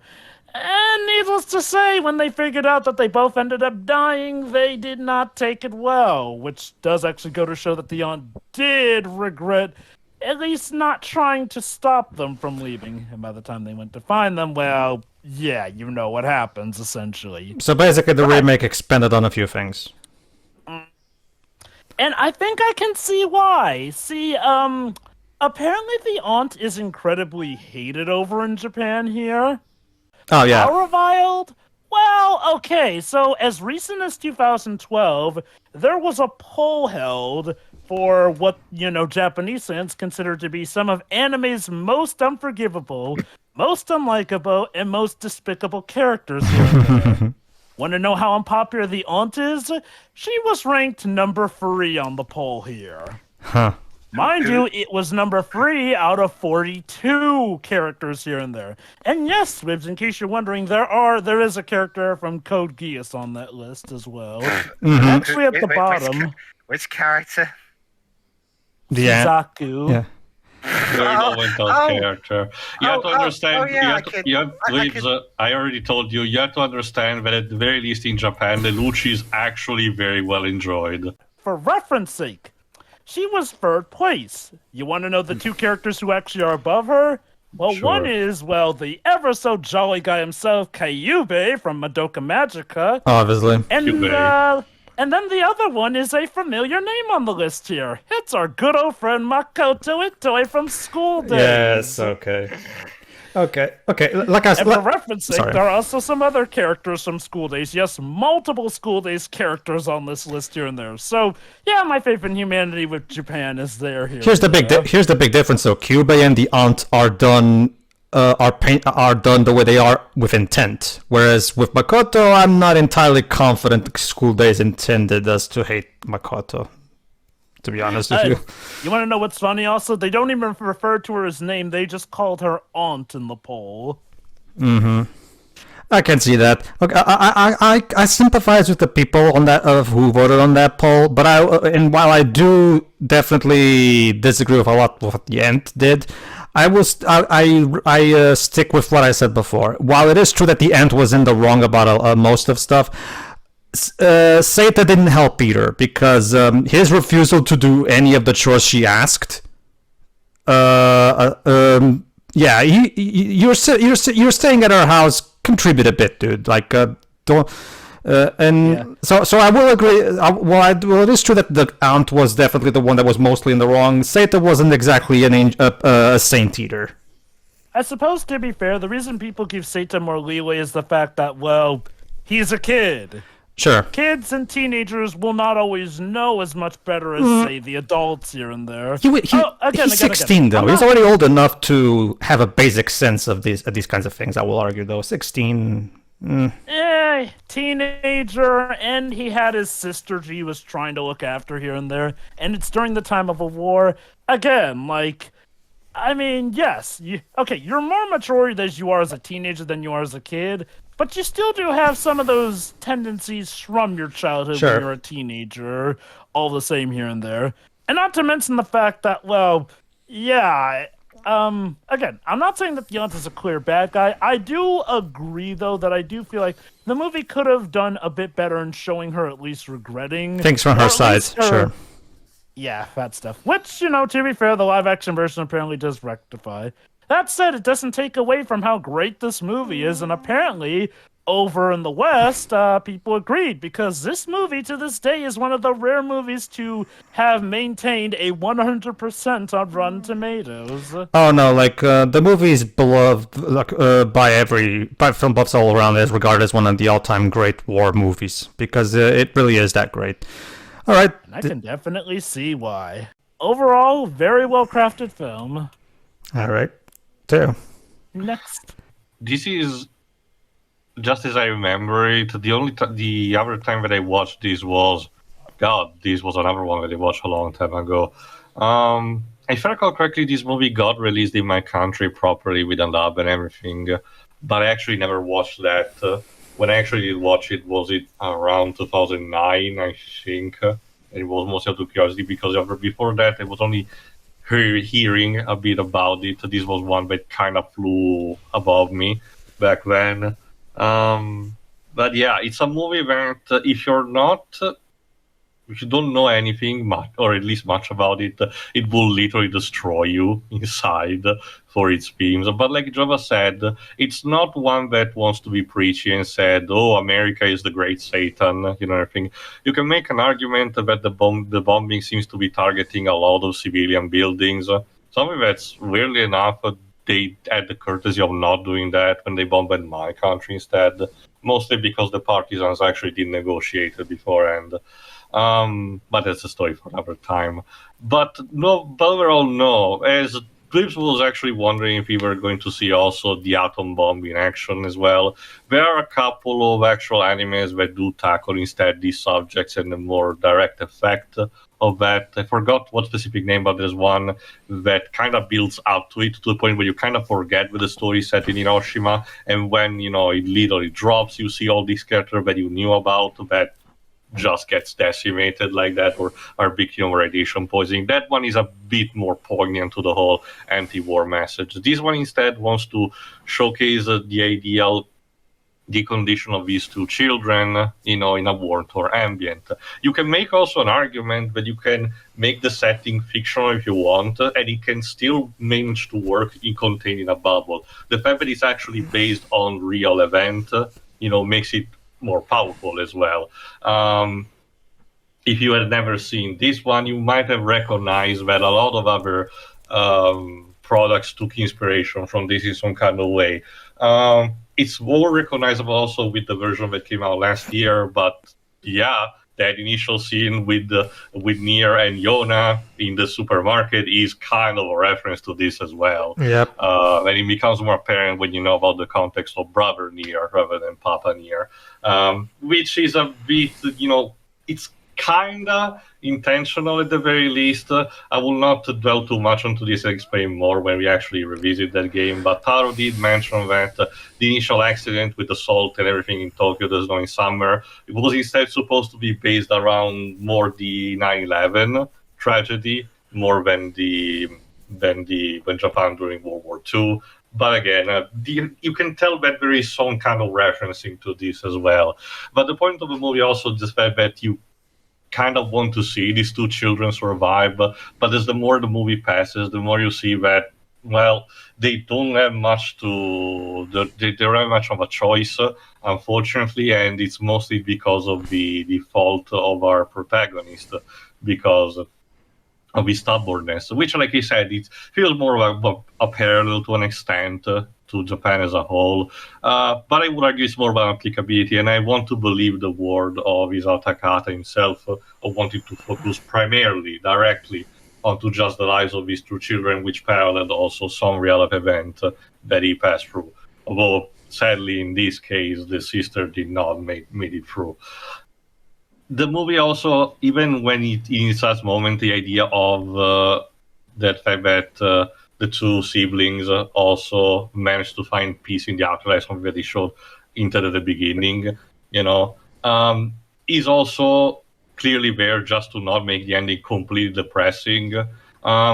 If the story was not, if the problem was not more, slightly more lighthearted in a way, this could have been a potentially yokai origin story, because it kind of reflects the idea of the typical imagery of a ghost or a demon that where people who died under tragic circumstances or sometimes in violent ways, but this is not the case, and the spirit lingering on. Though in this case, instead, the two siblings actually find peace. Though, as Jova pointed out, there's also a hint of sadness, because they think that they only care mostly just for each other rather than, their parents as well. With the father, I get the idea because, again, it was mostly distant because being a soldier and, in its last moments, knowing about what happened, our protagonist basically cursed his name and everything. But the mother, they were caring enough about her. You'd think we would also try to tie up with that as well. But I get it. They want to focus just on the siblings for that front.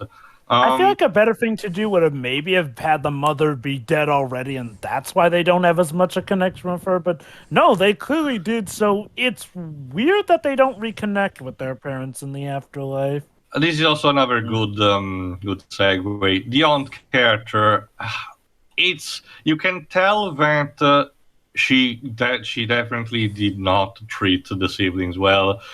But there is also one argument that doing the war tour, because it was war torn, she was already caring about their family. Having these other two entering her life suddenly. She probably did not know how to react, and she had 1,000 things to work about.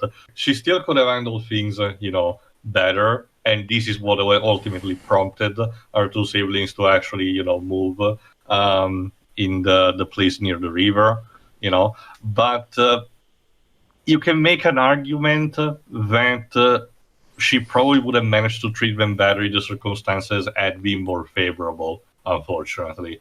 But you can also make the argument that it's still ultimately the fault of the older brother because, he could have literally just swallowed his pride. There's faults in both sides, basically. Yeah, again, it's the ultimate theme of the movie, to showcase just a natural environment where you're not supposed to really root for anyone. Well, you're supposed to root for the survival of his two siblings, but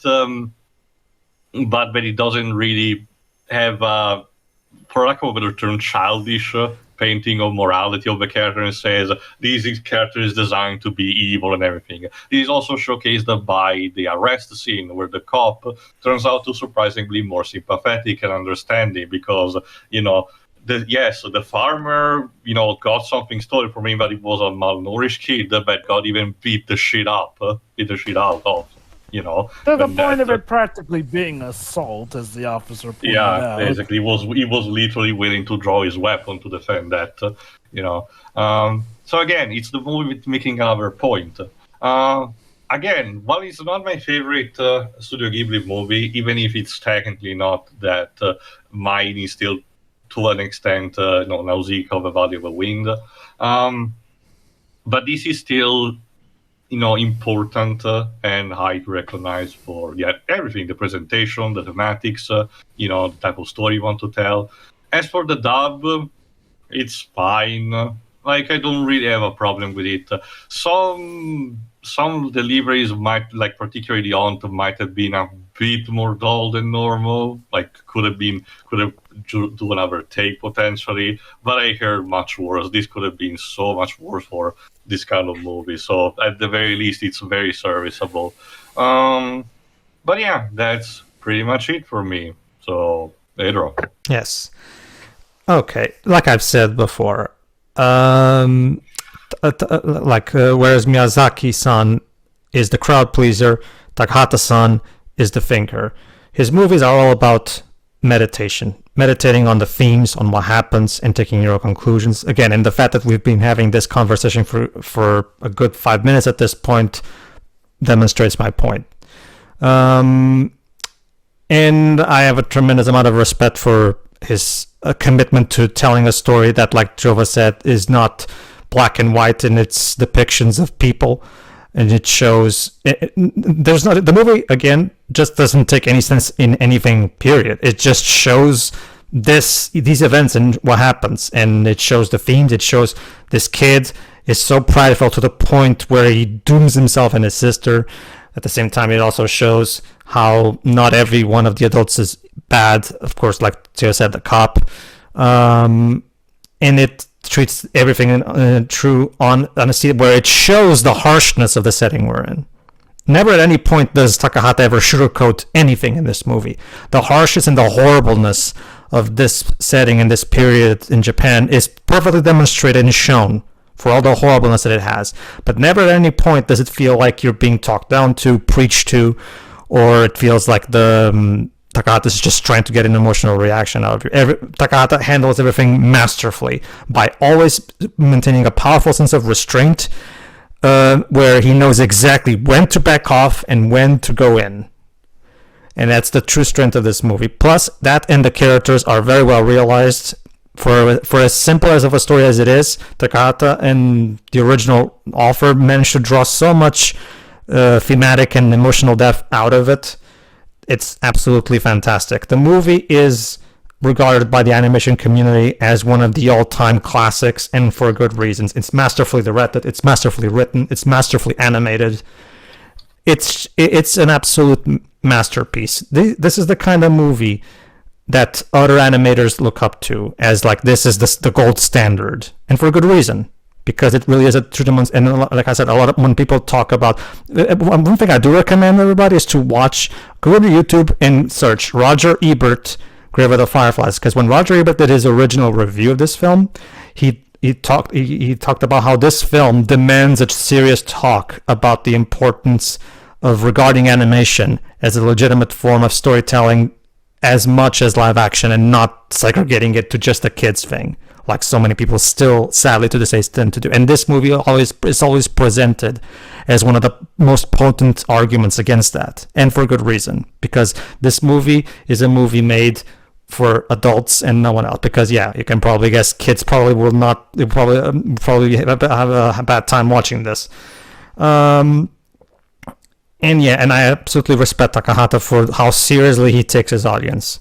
Everything, again, this movie, thanks to its fantastic story, fantastic animation, fantastic themes, raises it to a level of true work of art that most other animated films can only dream to achieve. It's my personal favorite animated film, my favorite war film in general, and no matter how many times I watch it, the more respect I have for it. And so and that was Grave of the Fireflies, everybody. Tune in for whatever Ghibli film we do next, I guess. See ya. See ya. Yeah.